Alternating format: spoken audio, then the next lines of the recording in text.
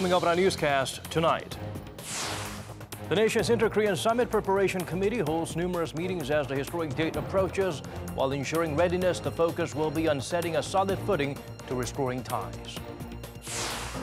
While Seoul and Tokyo have been strained over various issues, including Japan's deliberate distortion of history, their foreign ministers meet ahead of key summits to come, agreeing on the need to improve the two sides' relations and cooperate on denuclearization efforts. Despite the government's measures to reduce unemployment rate, the numbers keep going up. What's most disheartening is how the figures indicate growing struggles among young job seekers. NEWSCENTER begins now.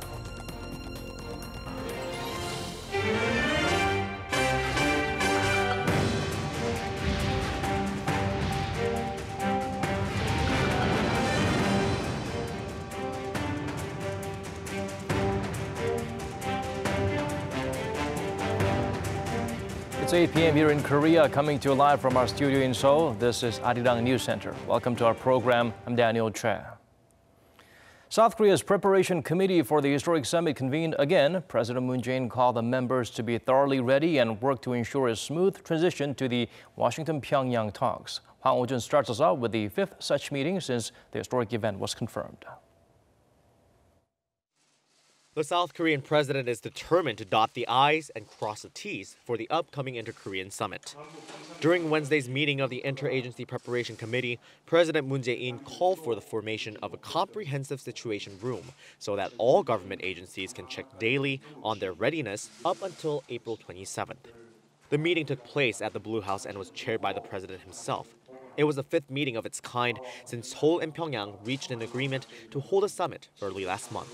President Moon emphasized that the summit could change the course of the nation's history, and therefore preparations must be made with much effort and determination.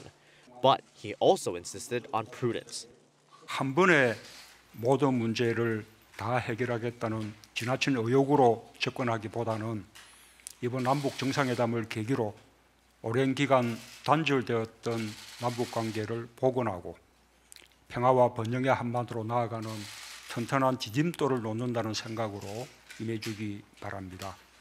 He also underscored that the April summit could lead to the first ever summit between leaders of the U.S. and North Korea, which in itself would be historic.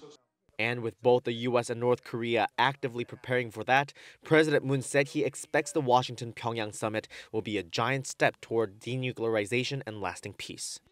그 목표를 위해서 우리는 남북 정상회담이 북미 정상회담의 성공으로 이어지는 좋은 길잡이 역할을 할 수 있도록 준비해 나가야 할 것입니다.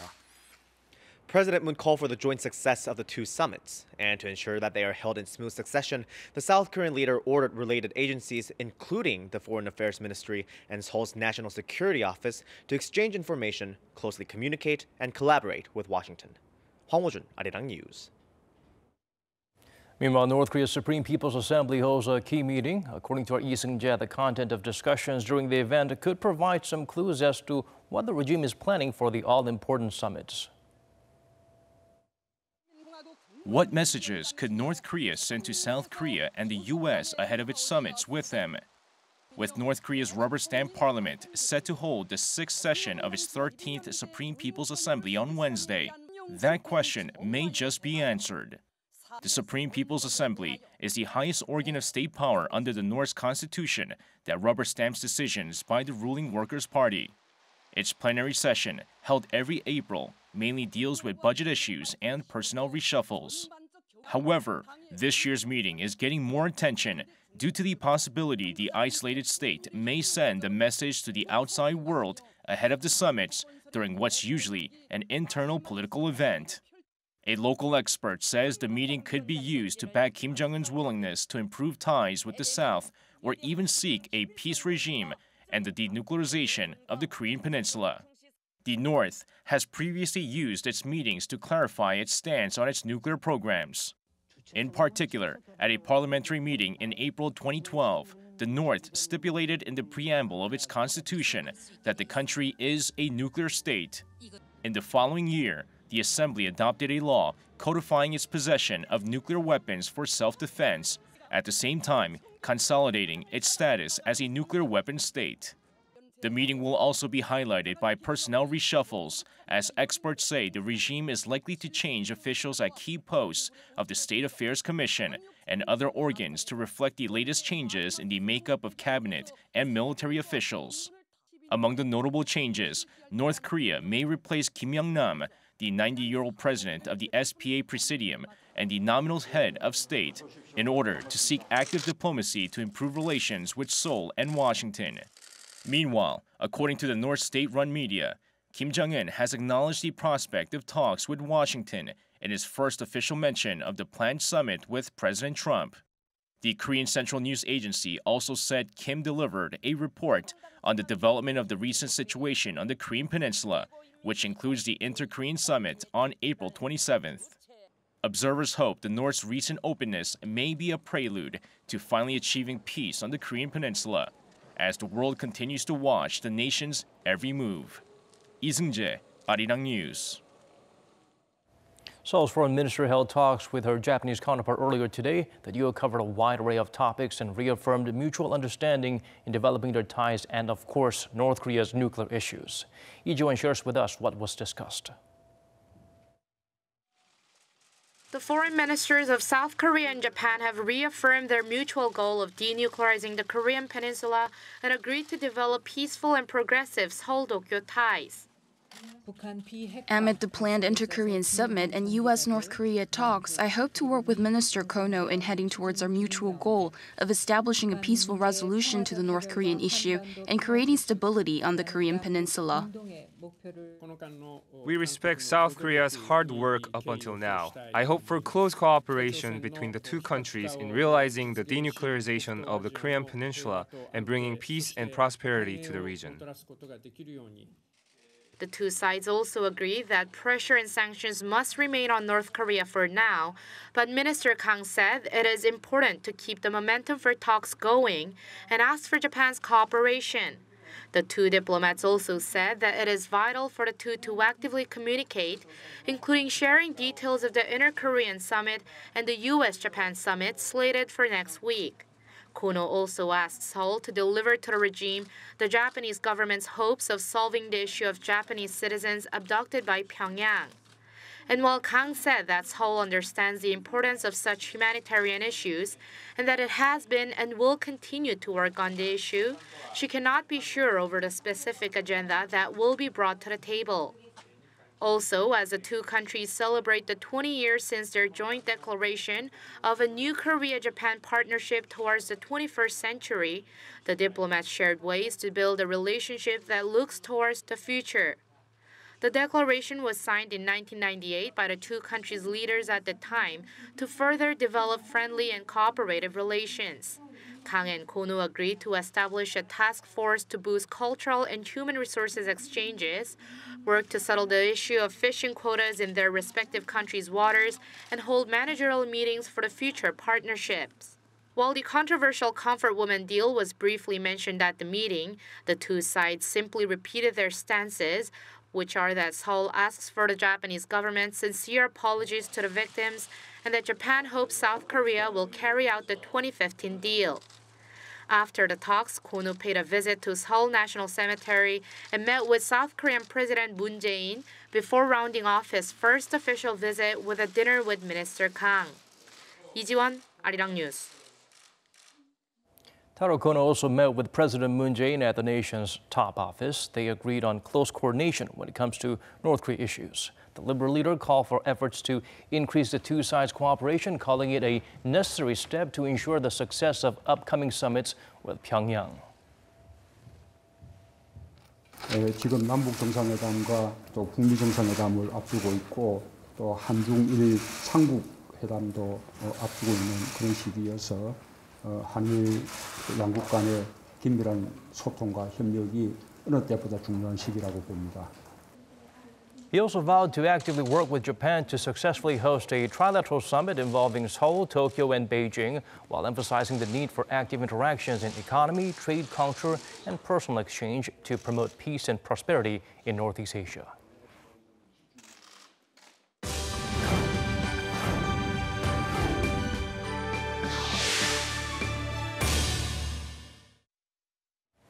After holding talks with his Russian counterpart, Pyongyang's top diplomat travels to Tajikistan. The relay meeting suggests the regime aims to earn support from its two major traditional allies, as well as members of the international community. Jong-un zooms in on North Korea's ongoing charm offensive. North Korea continues its diplomatic efforts to garner support ahead of summit talks with South Korea and the United States. After meeting with Chinese Foreign Minister Wang Yi and attending the Non-Aligned Movement Summit last week, North Korean Foreign Minister Lee Yong-ho met with his Russian counterpart Sergei Lavrov in Moscow on Tuesday. Lee is the highest-ranking North Korean official to visit Russia since the regime's former leader Kim Jong-il in 2011. Noting that this year marks the 70th anniversary of the two's diplomatic relations, he emphasized, "We believe that the current situation on the Korean Peninsula, the situation around Russia, and the general international political situation demand that the two countries strengthen their friendly relations even more, build up strategic communication, and coordinate their actions." After the meeting, Lavrov told reporters he welcomed the, quote, normalizing situation on the Korean Peninsula and Pyongyang's efforts for contact with Seoul and Washington. The push could lead to the resumption of the long-stalled six-party talks. Lavrov also hoped the current diplomatic push could lead to the resumption of the long-stalled six-party talks. We agreed that the practical step to solve the nuclear issue on the Korean Peninsula is to proceed with the roadmap that Russia and China proposed last year. This plan helps to create conditions for peace talks. That roadmap stipulates if North Korea halts its nuclear missile tests and South Korea and the U.S. halt their joint military drills, then this could lead to direct talks followed by a multilateral treaty for denuclearization of the Korean Peninsula and security in Northeast Asia. North Korea has now completed its foreign ministerial meetings with both of its major traditional allies, China and Russia. Pyongyang's top diplomat is to stay in Russia one more day before leaving for Dushanbe to meet Tajikistan's leadership on Thursday. Jong-un, Arirang News. A more stable peninsula is the destination we're headed towards, especially when the talks go smooth. Many countries, including the U.S., China, Japan, and Russia, have a lot to gain from such developments. Our Kim Bo-kyun turned to some experts for the different perspectives at play. The date is set. On April 27th, South and North Korea will hold a historic summit, the first of its kind in more than a decade, hoping for progress that can lead to lasting peace on the Korean Peninsula. While the majority are happy the two Koreas are making efforts to improve ties through the summit, others are more cautious about the upcoming talks. As the most influential country and a key player in interKorean politics, the United States has made it clear that it wants the interKorean talks to focus strongly on the complete and irreversible denuclearization of North Korea. A local foreign policy expert says U.S. expectations for a concrete commitment mean that if such conditions are not met, the cycle of escalating tensions will likely begin again. So if there's such a consistency, say like North Korea changes its mind or changes what it says in between different summits, that's going to be considered as a bad negative signal by the U.S. administration, and then chances that even the U.S.-DPRK summit might not be realized. So if North Korea fails to deliver on its promises and changes its mind, well, we are going to see what we have seen last year. North Korea's biggest ally, China, seems to be supportive of the talks, as it ultimately wants to defend its natural security through the North's denuclearization. China supports stability on the Korean Peninsula. It wants the upcoming talks to be successful under the condition that the influence of Beijing and Washington is well balanced. China would definitely express discontent if Washington's influence on the denuclearization of North Korea gets stronger. Japan is more skeptical. During his meeting with U.S. President Donald Trump this month, Japanese Prime Minister Shinzo Abe is likely to stress the importance of Tokyo being more closely involved in the process. Japan fears being left out of the decision-making process. It wants to play a crucial role in what happens on the Korean Peninsula. So I think Tokyo will continue to stress its contribution to bringing North Korea to the negotiating table, which it claims happened through pressure. Russia, as another ally of North Korea, welcomes any steps towards a more stable Korean peninsula. Since Russia is a major exporter of energy to Japan and South Korea, it would like to avoid anything that disrupts the region. They don't want to see either a collapse of North Korea or a nuclear North Korea, which could precipitate aggressive response on the part of the United States or South Korea or Japan. So Russia would like to see a strategic stability, and also like to avoid a potential escalation of situation between North Korea and the United States, which could lead to some sort of a military risk attack by the United States. Kim Mo-gyun, Arirang News.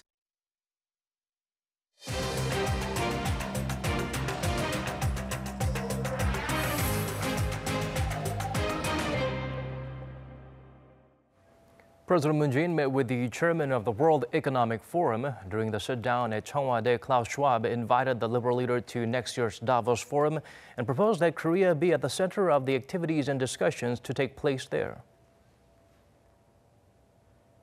And I would like to congratulate you for the promising beginnings of the dialogue which you have with the North. And I want also to offer you the full support of the World Economic Forum for this process, which is so important for the whole world. He pledged to provide support for economic stability in North Korea, something that will become imperative in Pyongyang.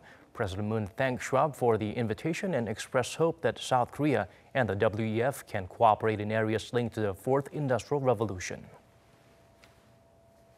STX Offshore and Shipbuilding escaped court receivership after the Korea Development Bank decided to accept the self-rescue plan submitted by the firm's labor union. The company failed to submit the plan by the Monday deadline, but eventually reached an agreement with its labor union, managing to hand it in on Tuesday night. The plan includes ways to meet the creditors' requirements of reducing labor costs by 75% while avoiding redundancies, such as reducing bonuses and expending unpaid leave. Despite government efforts to breathe life into South Korea's flagging job market, no signs of improvement as an unwelcome trend continues. Unemployment rate continues to soar, with record high numbers of young people struggling to find work. Seo Bo-bin breaks down the digits for us. Another gloomy month for job seekers in South Korea. Data released by Statistics Korea on Wednesday shows the overall jobless rate in the country was 4.5% in March, up 0.4 percentage points from a year earlier, and logging the highest monthly rate for March in 17 years. The number of unemployed Koreans, over 1.2 million, continues a trend seen for 3 consecutive months, with the figure remaining above the 1 million mark. The youth unemployment rate is more disheartening. Data shows 11.6% of young Koreans between the ages of 15 to 29 were classified as unemployed in March, the highest rate since March 2016. Government efforts to solve the problem have yet to bear fruit in any substantial way. Earlier this month, the government proposed a $3.7 billion supplementary budget, largely aimed at creating more jobs for young people. This is the second extra budget bill of its kind under the relatively young Moon Jae-in administration, following the $10 billion supplementary budget that was approved last year. But with the country's rival parties deadlocked over contentious issues like the extra budget and amending the constitution, it looks as though the country will have to wait for the extra funds, at least until the parties can strike a deal. Seo Bo-bin, Arirang News. Washington is set to slap duty on certain mechanical tubing imports. These are part of a decision made to counter nations that are exporting the products below local market prices, seen to negatively affect American industries. For details, let's turn to our Park Hee-jun. The U.S. Department of Commerce announced Tuesday that it will impose tariffs on cold-drawn mechanical tubing from 6 countries, including South Korea, following anti-dumping duty investigations. U.S. Commerce Secretary Wilbur Ross said the decision allows U.S. producers of cold-drawn mechanical tubing to receive relief from the market-distorting effects of foreign producers dumping into the domestic market, and that the department will continue to take action to defend American businesses. To that, 2 South Korean cold-drawn mechanical tubing manufacturers, Sangshin Industrial Corporation and Yulchon Chemical, will be hit with 48% tariffs, while other Korean companies will be slapped with duties of 30.67%. That's a sharp hike from the 5.1% tariffs that had been put in place last November. The other 5 countries will face tariffs ranging from 3% to over 200%. China and Germany will be hit hardest with tariffs from 44 to 186% and 3 to 209% respectively. Meanwhile, tariffs of between 12 to 30% will be imposed on Switzerland, and Italy and India will also face tariffs. The new set of tariffs will come into effect from the end of May if the U.S. International Trade Commission decides around May 24th that domestic industries are suffering losses as a result of the 6 countries selling cold-drawn mechanical tubing in the U.S. at prices lower than in their home markets. Park Hee-jun, Arirang News. Top government officials of Seoul and Washington met to discuss another important subject. The allies have begun their second round of defense cost-sharing negotiations. Park Ji-won sheds light on the developments. Foreign and defense officials from Seoul and Washington, led by South Korean Foreign Ministry's representative for defense burden sharing Jang Won-sam and his U.S. counterpart Timothy Betts, are continuing discussions over how to effectively share the costs while strengthening their alliance. This second round of negotiations followed the previous one held in Hawaii last month. According to the Special Measures Agreement, or SMA, between the two sides, South Korea is expected to pay some $900 million this year. The money will be used to tackle costs such as expenses of South Korean workers at U.S. military bases, facility construction, and logistical support. The current defense cost-sharing is ruled by their 9th SMA, signed in 2014, and the agreement is expected to expire at the end of this year. Seoul and Washington are looking to sign a 10th SMA soon. While South Korea is known to cover roughly 50% of the total costs of having U.S. military forces deployed in South Korea, U.S. President Trump has consistently put forth that allies of the U.S. should pay more. The day before the start of the negotiations, the U.S. delegation visited Camp Humphreys, located in Pyeongtaek, some 65 kilometers south of Seoul, which is the largest overseas U.S. military base in the world. The South Korean government has paid over 90% of the construction of facilities and land cost of some $10 billion. Park Ji-won, Arirang News. Moscow urged Washington to draw back its military and desist from any action aimed at retaliating an alleged chemical weapon attack that killed dozens of civilians in Duma, some 10 kilometers northeast of the Syrian capital of Damascus. Currently, no side is taking responsibility for that horrific incident on Saturday. Russian envoy to the UN, Vasily Nebenzia, said the U.S. will bear responsibility for any illegal military action it carries out in the zone during a meeting at the UNSC on Tuesday, New York time. Both countries have blocked each other's proposals at the Council to set up independent investigations. Mark Zuckerberg has been testifying before U.S. lawmakers to address his firm's biggest privacy scandal to date. The Facebook CEO claims responsibility and apologized for what happened. No Aram has the highlights from that session. The once press-shy Zuckerberg seemed calm and collected, at least for now, as he faced a barrage of questions on a range of issues, including Facebook's handling of alleged Russian election meddling and hate speech. But the main and biggest issue by far was consumer privacy. Senators wanted to know how Cambridge Analytica, a British consultancy firm linked to the Trump campaign, harvested the personal data of 87 million users. Zuckerberg started the hearing by apologizing for that incident. We didn't take a broad enough view of our responsibility, and that was a big mistake. And it was my mistake, and I'm sorry. I started Facebook, I run it, and I'm responsible for what happens here. The Facebook chief explained that an app developer by the name Alexander Kogan got users permission to use their data for a quiz app, but breached the terms of service by selling that information to Cambridge Analytica. Senator Bill Nelson asked why users were not notified of the sale of their data, and this was Zuckerberg's answer. Senator, when we heard back from Cambridge Analytica that they had told us that they weren't using the data and had deleted it, we considered it a closed case. In retrospect, that was clearly a mistake. We shouldn't have taken their word for it, and we've updated our policies and how we're going to operate the company to make sure that we don't make that mistake again. Zuckerberg is not only trying to restore public trust in his company, but also trying to fend off possible regulations that some lawmakers have floated.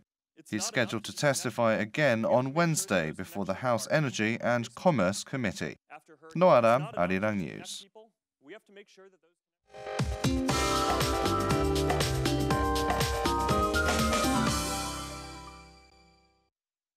Time to turn to Michelle back at the Weather Center for the updates you need. Michelle, visually it looked nice today and cleared out the dust we've had since yesterday, but how are things looking for tomorrow? Well, Daniel, the country had nice clear skies, like you said, during the day, which brought some relief from the dust. Tomorrow should also be sunny, but another cloud of yellow dust is flowing in, which means high concentrations, especially over the west side of the country from dawn until afternoon. We'll be waking up to mild readings, with Seoul starting out to 7 degrees Celsius. Daegu and Gyeongju starts at 8 and 7 degrees. Now it should rise to a nice comfortable high as well, so we're reaching up to 18 degrees, Gwangju 21, and Busan at 23 degrees. The warm spring weather will continue for a while. However, on Friday, there will be some spring showers on Jeju, rain on nationwide or on Saturday as well, so that will make things cooler for a while. I'll leave you with the weather conditions around the world.